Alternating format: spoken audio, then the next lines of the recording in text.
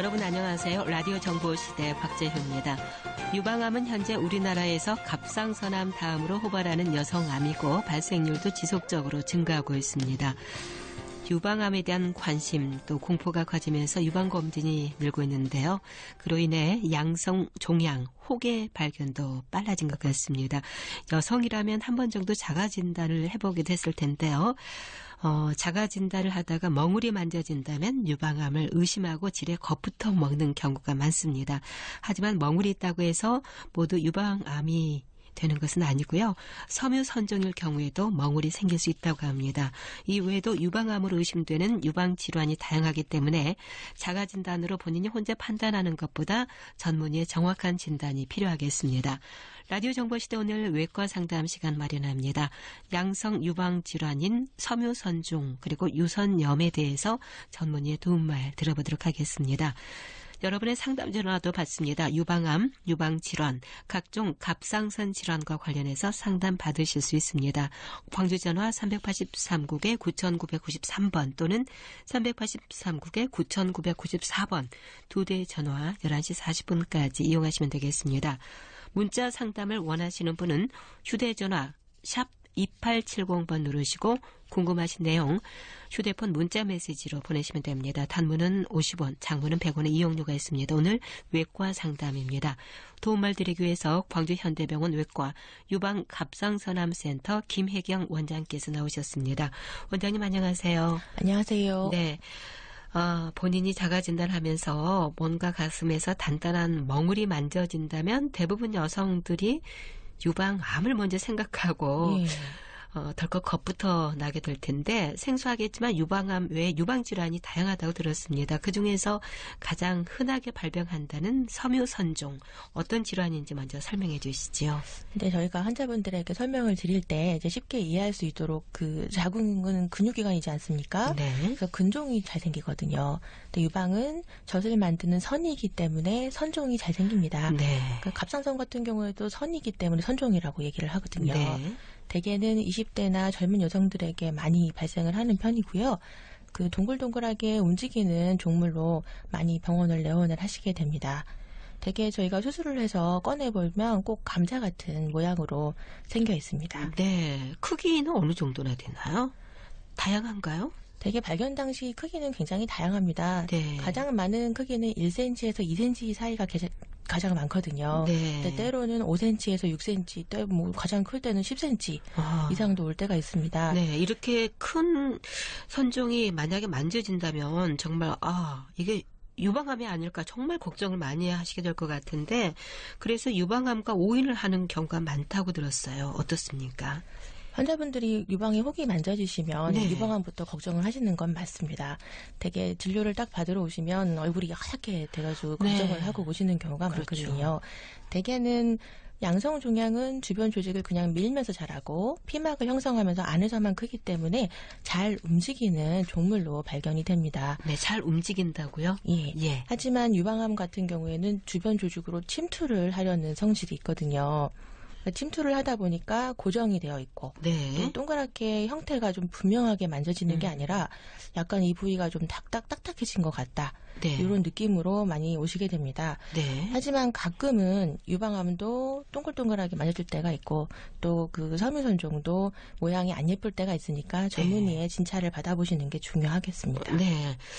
섬유선종이 이렇게 유발되는 원인은 어디 있을까요? 원인은 정확하게 알려져 있지 않습니다. 이제 그것이 맞는데 최근 연령이 점점 내려가고 있거든요. 네. 중학생들도 많이 오게 되고 또 고등학생들도 환자가 청소년기에도 생기기도 하군요. 예. 그래서 지금 추정하고 있는 원인으로는 그 식생활이 서구화되면서 고지방식이 네. 또 많이 하게 되고 또 인스턴트 음식 같은 것들에 이제 함유되어 있는 뭐 환경 호르몬 같은 것들이 유방에 혹을 만드는데 작용을 하지 않을까라고 추정을 하고 있습니다. 네, 호르몬의 영향도 받나 보죠. 그 섬유선종은 여성 호르몬 수용체를 갖고 있다고 알려져 있습니다. 그 혹에 여성 호르몬을 먹고 증식을 하는 수용체가 있는 건데요. 그렇기 때문에 생리할 때는 혹이 갑자기 좀 커지기도 하고 네. 배란기 때도 또 갑자기 커져서 통증을 유발하고 하기도 합니다. 네. 유방암에 가족력이 있는 여성에게서 이 섬유선종이 유발될 확률은 더 높지 않을까 하는 생각도 드는데 실제로 어떻습니까? 유방암이 있다고 해서 섬유선종이 잘 생긴다는 보고는 사실은 아직 정확하지는 않고요. 네. 대신에 섬유선종 같은 혹을 수술한 분들이 유방암 발생률이 조금 높다라는 보고는 있습니다. 그런데 이것이 정말 유방암을 더 일으키는 것인지 또 그런 분들이 유방 검진을 자주 하기 때문에 발견이 또 많이 돼서 그렇게 나타나는 것인지는 정확히 알 수는 없습니다. 네. 조금 전에 중고등학생이 청소년기에도 발생을 한다고 했는데 이렇게 젊은 여성들 사이에서 빈번하게 나타나고 있는데요.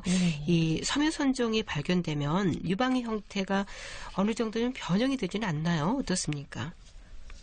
혹이 혹시 크게 되면 유방 조직을 밀고 자라기 때문에 그분이 볼록하게 튀어나온다든지 그 사춘기 때 혹시 생기게 되면 이게 전몽울인지 혹이 생긴 건지 헷갈릴 수가 있거든요. 네. 그래서 나중에 많이 커져서 발견을 할 수도 있고요.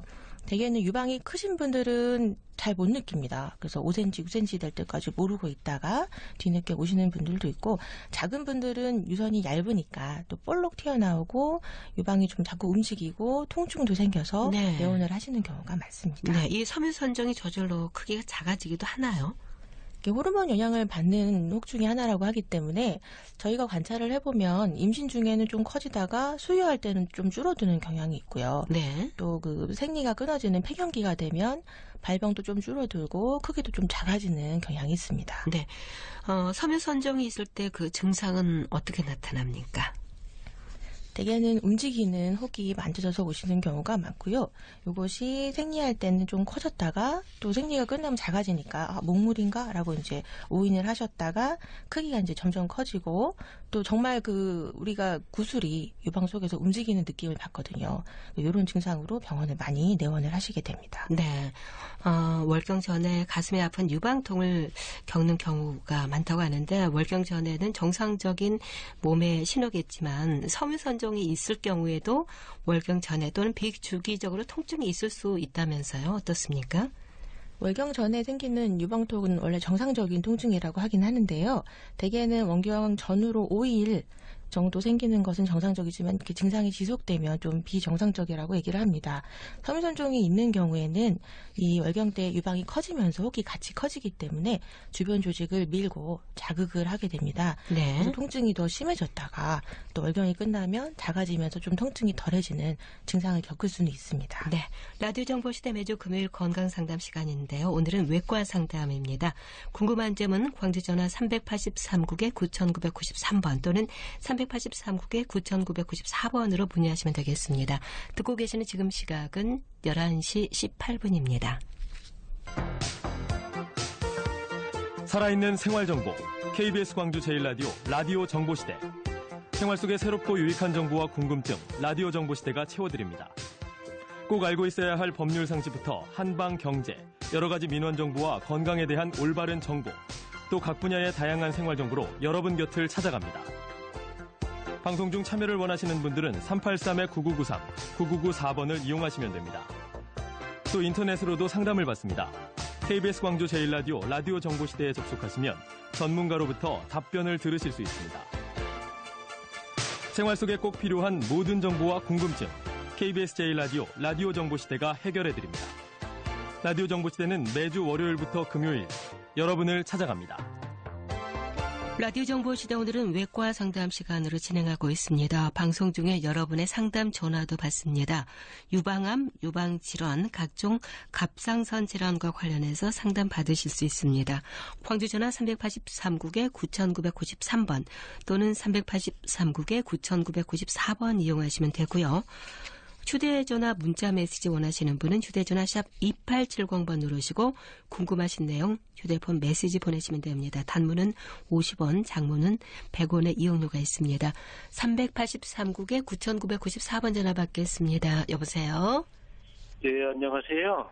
네, 궁금한 점 말씀하세요. 네, 저는 68세고요. 예.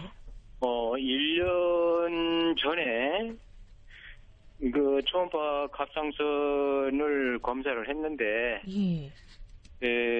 거기에서 이상이 있어서, 더 이제, 미세치매, 흡입해가지고, 세포 검사를 한다든가, 거기에서, 5mm 유두암으로, 그걸 판명을 하더라고요. 그러니까, 이제, 한 90% 이상은, 확실하다, 이렇게 이야기를 하고, 이제, 수술을 하면서, 그것을 이제 조직검사를 해봐야 되니까, 암일 확률이 높다. 그렇게 이야기를 하는데요. 이제 두세 군데를 더 다녀봤어요. 이렇다, 이제 어떤 원장님은 수술을 조기에 해버린 것이 좋고, 또 어떤 원장님은 또 이제 그 경과를 두고 보지, 5mm짜리인데, 그걸 대여 수술할 필요가 있겠는가 하는 그 두 가지 의견이 있어서, 좀 조언을 좀 듣고 싶어요.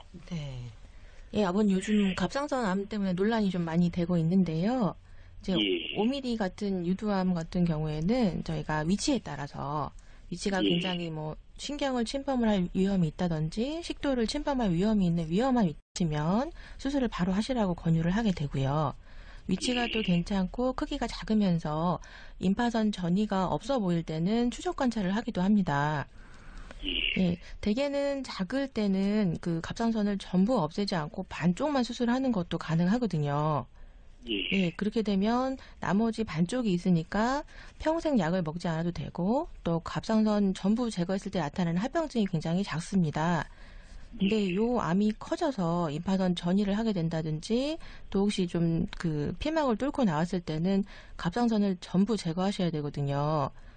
이렇게 되면 평생 또 약을 먹어야 되고, 또 그로 인해서 또 피곤한 증상도 많이 생기고 할 수가 있기 때문에, 위치하고 모양을 봐서 이제 그닥 위험하지 않을 때는 좀 지켜보실 수도 있고요.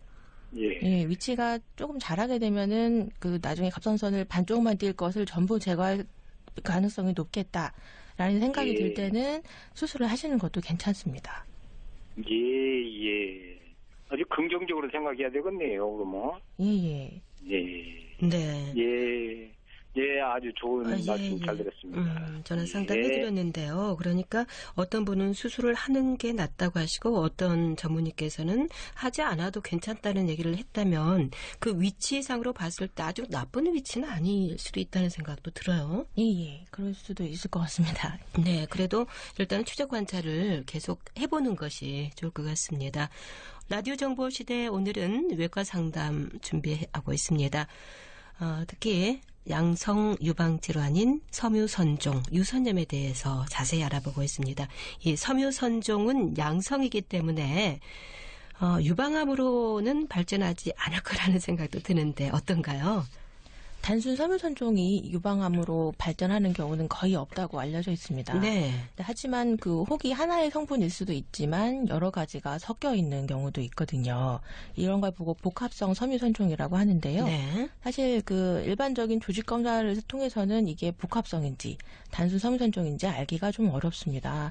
복합성 섬유선종 같은 경우에는 증식성이 같이 동반되어 있을 수도 있고, 또 암으로 될 수 있는 비정형 변화라든지, 또 이렇게 이상한 증식증 같은 것들이 생길 수가 있거든요. 이런 게 있을 때는 간혹 2년이나 3년 후에 암이 갑자기 발생을 한다든지, 또 6개월 후에 봤더니 좀 모양이 바뀌었다든지 이럴 수가 있기 때문에 조직검사상 섬유선종이라고 나왔다고 하더라도 계속 추적 관찰을 하면서 모양이 바뀌는지, 또는 크기가 갑자기 커지지는 않는지 이런 것들을 좀 확인하셔야 됩니다. 지금 전화 상담을 조금 전에 해드렸고요. 문자가 와 있는데 문자 상담 해드리겠습니다. 30세 미혼 여성이라고 하셨는데요. 2주 전부터 가슴 바로 옆구리 쪽에서부터 겨드랑이 오른쪽 가슴까지 넓은 부분에 불쾌감과 살짝 묵직하고 지그시 누르는 느낌이 있습니다. 멍울이는지 확인을 해봐도 없는데 며칠 전부터는 가끔 찌르는 듯한 통증이 여기저기서 느껴집니다. 흡연 음주는 전혀 하지 않고 임신 경험이 없습니다. 단지 몇 달 동안 극심한 스트레스에 시달려 왔는데 그래서인지 꼬박꼬박 하던 생리도 이번 달은 없습니다. 병원에 가봐야 될까요? 라는 내용인데 어떻습니까, 원장님? 우리나라 여성들 같은 경우에는 유방이 좀 많이 뭉쳐 있고 네. 밀도가 높은 치밀 유선인 경우가 많습니다. 치밀 유방 같은 경우에는 유선 조직이 뭉쳐져 있으니까 여성 호르몬에 굉장히 민감하게 반응을 하게 되고요. 네. 그것 때문에 통증도 잘 오고 몽우리가 생기는 경우도 있습니다. 또 반대로 유선이 치밀하니까 이게 혹이 있어서 그런 건지 아니면은 유방이 뭉쳐서 그런 건지 확인하기가 어렵거든요. 더군다나 이것 때문에 극심한 스트레스에 시달려서 뭐 그런지 이번에 생리도 없다라고 하면 그 병원에 오셔가지고 한번 네. 상담을 받아보시고 적절한 치료를 받아보시는 게 좋을 것 같습니다. 네, 멍울은 확인을 해봐도 없다고 하는 것 같은데 멍울이 또 숨겨져 있을 수도 있나요? 어떻습니까? 유방이 좀 단단하신 분들 같은 경우에는 멍울이 있어도 잘 만져지지가 않습니다. 피부 네. 근처에 있을 때는 느껴질 수가 있는데 좀 깊숙이 있을 때는 있는지 없는지 모르는 경우가 많고요. 네. 또 어떨 때는 저희가 하나의 혹이 만져져서 내원하셨는데 초음파를 해보면 6개, 7개 있는 경우도 있거든요. 네. 그러니까 정확한 거는 검사를 받아보셔야 할 것 같습니다. 네, 문자 상담해드렸습니다. 섬유선종에 대해서 알아보고 있는데요. 이 섬유선종은 어떤 검사로 진단을 하게 됩니까? 대개 혹이 의심될 때는 유방 초음파를 권유를 하게 됩니다. 유방 초음파 검사를 시행을 해서 혹이 발견됐을 때 모양을 보고 이것이 이제 종물이다 아니면 물혹 같은 뭐 것들이다라는 걸 감별을 하게 되고요. 종물일 때는 조직을 일부를 채취해서 보는 총조직 검사를 시행을 하게 됩니다. 네. 그렇다면 섬유선종 치료는 간단한 편인가요? 어떤가요? 대개는 치료 크기가 작고 환자분이 불편해하지 않고 또 봤을 때 모양이 예쁘다고 하면 그러니까 매끄럽고 납작한 모양이다라고 생각이 들면 단순 추적 관찰을 권유를 합니다. 네. 그러나 모양이 조금 뾰족뾰족한다든지 경계가 좀 불분명한다든지 또 크기가 많이 크고 또 환자분이 또 통증을 호소하거나 또 혹이 있어서 혹시 암으로 바뀔지 않을까라는 두려움이 있다고 하면 네. 수술을 권유를 하게 됩니다. 네. 수술 외에 치료할 수 있는 특정 약물은 없나요? 아직까지 혹을 없애는 약물은 없습니다. 네. 되게 치료를 할 때 가장 걱정하시는 것이 유방에 흉터가 남지 않을까라는 네. 것들 때문에 고민을 많이 하시는데 최근에는 구멍만 뚫어서 이렇게 혹을 제거하는 방법들이 있거든요. 그 흉터 걱정은 크게 하지 않으셔도 되고 또 유방은 위험한 사실은 기관이 없거든요. 뭐 위험한 신경이라든가 중요한 혈관 이런 것들이 지나가지 않기 때문에 굉장히 안전하게 수술을 하실 수가 있고 네. 또 수술하고도 일상생활에 복귀하는데 별 어려움이 없습니다. 네. 그러니까 그 섬유선종을 치료하는데 크게 부담을 갖지 않으셔도 될 것 같습니다. 네. 또 유방암으로 오인하는 또 다른 질환이 있다면 바로 유방에 염증이 생기는 유선염이지 않습니까? 어떤 질환인지 설명해 주시죠. 유방은 유관을 통해서 사실은 외부와 연결이 되어 있는 기관이거든요. 이제 그런 문제 때문에 세균이 침투를 할 수가 있습니다. 그래서 생기는 것이 유선염인데 대개는 유방이 빨개지고 또 아프고 열이 나고 또 붓고 하는 증상으로 많이 오시게 됩니다. 네. 유선염은 크게 두 가지가 있는데요. 수유할 때 발생하는 수유기 유선염하고 수유하지 않을 때 발생하는 비수유기 유선염이 있습니다. 수유기에 발생하는 유선염 같은 경우에는 유두를 통해서 아기 입에서 있는 세균들이 들어가서 그럴 수도 있고 네. 또 유두에 상처가 나서 유선염이 생길 수가 있습니다. 이런 경우에는 굉장히 이제 고열을 동반하는 경우가 많고요. 유방이 빨개지고 붓고 아프게 됩니다. 네. 또 비수유기에 생기는 유선염은 대개는 40, 50대에 많이 발생을 하는 것 같거든요. 근데 그 증상이 열은 그다지 없고 아픈 증상하고 고름이 생기는 증상이 많이 발생을 하게 됩니다. 네, 그러니까 수유기 유선염을 이렇게 구분을 해서 말씀을 해주셨는데 출산 후에 이렇게 모유 수유를 하는 여성에게서 많이 발병하고 있나 봐요. 예, 되게 저희가 출근했을 때 갑자기 뭐 어떤 젊은 여자분들이 이불을 뒤집어 쓰고 앉아 있는 경우가 있거든요. 대개는 수유기 유선염입니다. 네. 보통 39도, 40도의 고열을 동반하는 경우가 많고요. 그 아기 입에는 그 정상적인 구강 세균들이 있거든요. 이제 이런 것들이 침투를 하기 때문에 생길 수도 있고 또 젖이 모유가 원활하게 분비되지 않고 자꾸 고이는 그 전몸살을 앓는 분들이 있거든요. 네. 이런 경우에는 모유가 저류되어 있기 때문에 세균 증식하기가 좋습니다. 그러면서 유방에 염증이 생기는 경우도 있고 또 유방이 좀 함몰 됐다든지, 그러니까 유두가 함몰됐다든지, 아기가 이렇게 물어서 유두에 상처가 난 경우에 유선의 염증이 잘 생기게 됩니다. 네. 이렇게 고열이 동반된다면 처음에는 감기 몸살이 아닌가 좀 생각해 볼 이렇게 될 것 같아요. 이렇게 산모에게 유선염이 있다면 일단 어머니 입장에서는 우리 아이에게 수유를 해도 되는지 좀 걱정을 하게 될 텐데 유선염이 있어도 모유 수유가 가능할까요? 어떻습니까?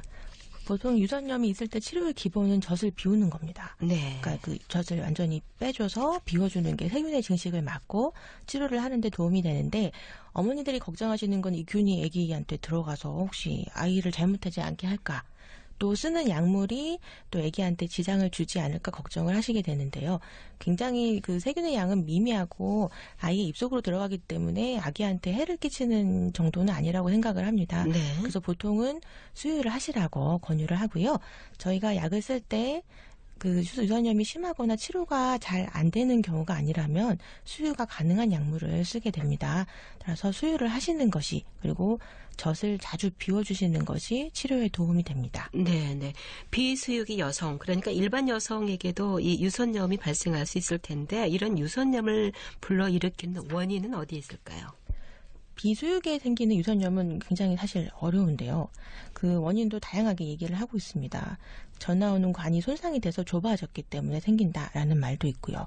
또 세균에 의해 생긴다는 얘기도 있고 유두가 함몰된 여성분들에게 많이 생기거든요. 그러니까 함몰 유두 때문에 생기는 경우도 있다라고 네. 말도 하고요. 또 원인을 도저히 알 수가 없는 경우도 있습니다. 이럴 때는 이제 면역 질환이라든가 또 드시는 음식 때문에 생기는 것이 아닌가라고 생각을 하고 있고요. 네. 또 교과서에도 써 있는 것 중에 하나는 이제 흡연 여성에서 유선염이 많이 생긴다는 겁니다. 흡연도 하나의 원인이 될 수가 있습니다. 네, 네. 흡연이나 음주가 또 원인이 될 수도 있지 않을까 하는 생각이 드는데 이 유방염은 보통 또 어떤 증상을 나타내고 있습니까? 수유기가 아닐 때 생기는 유방염은 가장 흔하게 생기는 장소는 유두 하방입니다. 그쪽이 아프면서 몽우리가 만져지고 그리고 이렇게 빨갛게 부었다가 또 유두로 또는 피부로 유두가 이렇게 유방이 그 고름이 터져 나오는 경우가 있거든요. 네. 대개는 이제 아파서 많이 오시게 되고요. 그 만져졌을 때 그 유두로 이렇게 좀 핏물하고 섞여서 고름이 나온다. 네. 이렇게 해서 내원하시는 분들도 많이 있습니다. 네, 네. 이렇게 멍울이 또 만져지는 경우에도 혹시 또 유방암이 아닐까 하는 생각을 할 수도 있겠네요. 예. 초기에는. 처음에는 아프고 또 이제 몽우리가 만져지니까 유방암으로 걱정돼서 많이 오시는데 네. 실제적으로 유방암 중에서도 염증성 유방암이라는 것이 있습니다. 네. 이거는 유방 전체가 빨개지면서 특정한 몽우리를 형성을 하지 않고 또 조직이 좀 단단해지는 형태로 나타나기 때문에 유방 염증이 의심되더라도 클리닉에 오시게 되면 조직 검사를 해서 염증성 유방암과 꼭 감별을 시행을 하게 됩니다. 네, 적절한 치료를 하지 못해서 만약에 이게 유방염이 심해지면 다른 합병증의 위험은 없습니까? 어떻습니까? 유방 염증이 심해지면 이 네. 피부하고 유방에 염증 있는 부분하고 길이 생기는 누공이 생기게 됩니다. 그래서 이쪽 부분으로 계속 고름이 튀어나올 수도 있고요. 또 염증이 있던 부분이 조직이 딱딱해지니까 몽우리가 크게 만져지기도 하고 또 그쪽 부분이 살짝 함몰돼서 유방 모양이 변형이 일어나기도 합니다. 네. 그렇다면 빠른 치료가 좀 필요할 것 같은데요. 유방염의 치료는 어떤 방법으로 진행되나요? 모유 수유할 때 발생하는 유방염은 치료가 잘 되는 편입니다. 네. 초기에 오신다면 항생제 2, 3일 쓰는 걸로도 많이 호전이 되고요. 저희가 어렵게 생각하는 거는 비수유기에 생기는 유선염입니다. 이런 경우는 원인이 굉장히 다양하고 정확한 원인을 모르는 경우가 있기 때문에 일단 오시게 되면은 항생제 치료를 하게 되고 또 음식을 좀 조심하라고 합니다. 되게 회식 같은 거를 하고 다시 재발해서 오시는 경우가 많거든요. 네. 그래서 기름진 음식을 좀 피하시고 아까 말한 뭐 음주라든가 흡연을 좀 조절을 하시라고 말씀을 드립니다. 네. 근데 그렇게 했는데도 증상이 심해지고 고름 주머니가 생기게 되면 피부를 살짝 절개해서 고름을 빼내기도 하고요. 네. 조절이 정말 안 될 때는 스테로이드 요법을 써본다든지 아니면 절제술을 좀 크게 해서 수술로서 제거해주는 방법을 선택하기도 합니다. 네, 네. 이렇게 유방염을 치료를 했는데 한번 이렇게 걸리신 분들은 또 재발하는 그런 경우가 있나요? 수유기 때 외에 비수유기 때 생기는 유방염은 네. 재발이 많은 편입니다. 네. 보통 한 달에 한 차례씩 오시는 분들도 있고 또 2, 3년 동안은 수차례 재발을 해서 오시는 경우도 있거든요. 네, 네.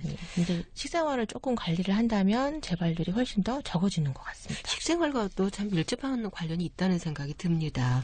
그런데 유선점일 때 어느 때는 가슴을 차게 해주고 또 어느 때는 따뜻하게 하라는 병원에서 서로 상반되는 지시사항을 알려준다고 하던데요. 이 유선점의 상태에 따라서 하는 방법이 좀 달라지는 건가요? 어떻습니까? 되게 수유기 유선염일 때 이렇게 따뜻한 마사지하고 뭐 차가운 마사지 얘기를 하게 되는데요. 네. 단순 염증이 없는 점 몸살일 때는 따뜻하게 해줘서 유방을 풀어줘야 합니다.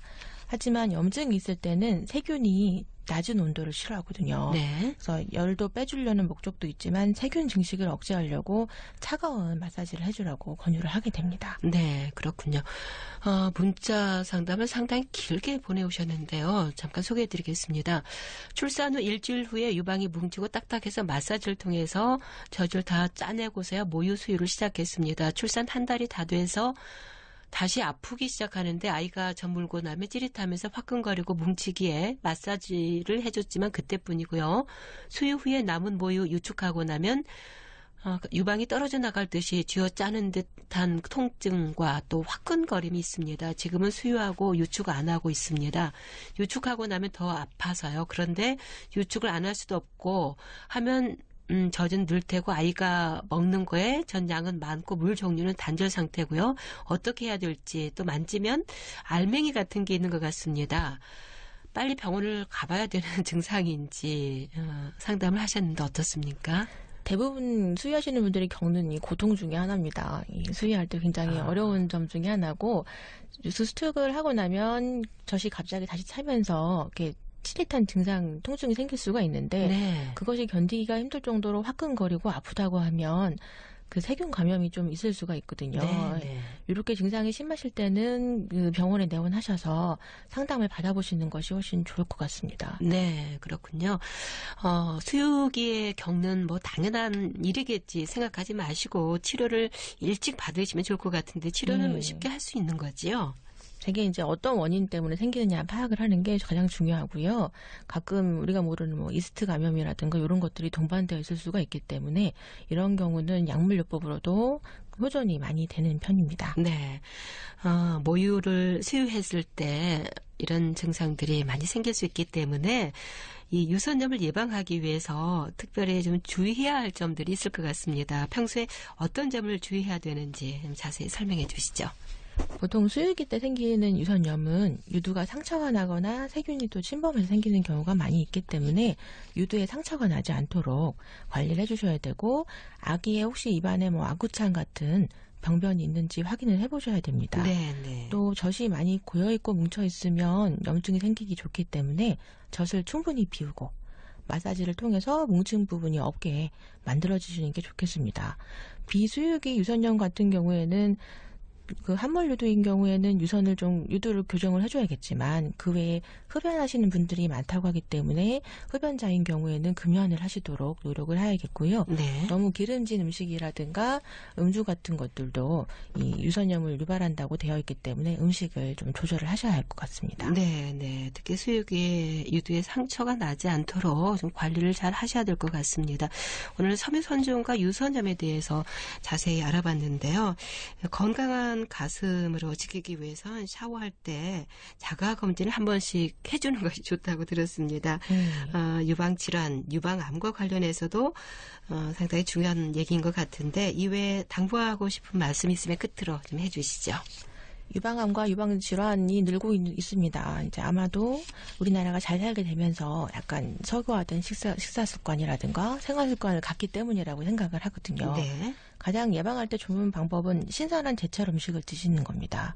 또 체중이 증가하고 고지방식이 하시는 것도 유방암과 유방의 종류를 많이 발생하게 하기 때문에 체중 관리에 힘쓰셔야 되고 증상이 발생하면 초기에 치료한다면 치료도 쉽고 잘 낫습니다. 네. 초기에 전문의와 상담을 통해서 일찍 치료하시는 것이 가장 중요하겠습니다. 네, 그러기 위해서는 정기적인 검진이 또 필요하지 않을까 싶습니다. 네.